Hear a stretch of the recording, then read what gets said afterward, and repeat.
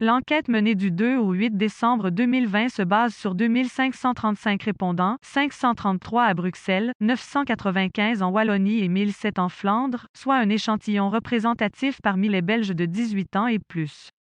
La marge d'erreur maximale, pour un pourcentage de 50% et un taux de confiance de 95% est d'environ 3,1% en Wallonie et en Flandre, 4,2% à Bruxelles. Aucun des gouvernements belges, fédéral, région, Fédération Wallonie-Bruxelles, ne parvient à récolter la confiance d'une majorité de Belges. 2 citoyens sur 5, 40%, font confiance au gouvernement fédéral. Les Bruxellois sont ceux qui sont le plus positifs sur la Vivaldi, les Wallons les plus méfiants, depuis octobre, et le soir de la formation du gouvernement. Cette confiance a un peu progressé chez les Flamands et les Bruxellois.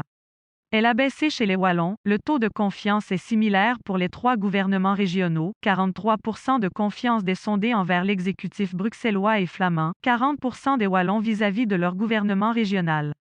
On tombe à un sondé sur 3 seulement, pour la majorité PSMR, écolo en Fédération Wallonie-Bruxelles, concernant les chefs des différents gouvernements, Alexander De Croo est le mieux coté.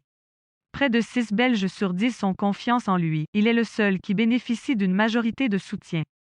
Cette cote a d'ailleurs grandi depuis son accession au poste en octobre. Si on revotait demain, le gouvernement Vivaldi aurait une majorité plus étriquée à la Chambre, 81 sièges au lieu de 87 actuellement. Les écologistes seraient 4 députés de moins.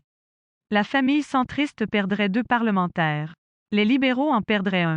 Seule la famille socialiste se renforcerait légèrement, plus un élu. Le Vlaams Belang et N-VA représenteraient la plus grande force politique de la Chambre, et une majorité de députés dans le groupe linguistique néerlandophone, 45 élus sur 89, une force surtout due à la percée du parti d'extrême droite. Le Vlaams Belang serait le parti qui progresserait le plus, 25 élus, soit 7 élus supplémentaires par rapport aux élections.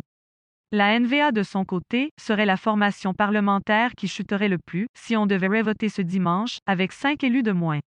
Il y aurait 17 députés communistes, 5 représentants supplémentaires, coronavirus, la liberté de culte est violée, selon le Conseil d'État.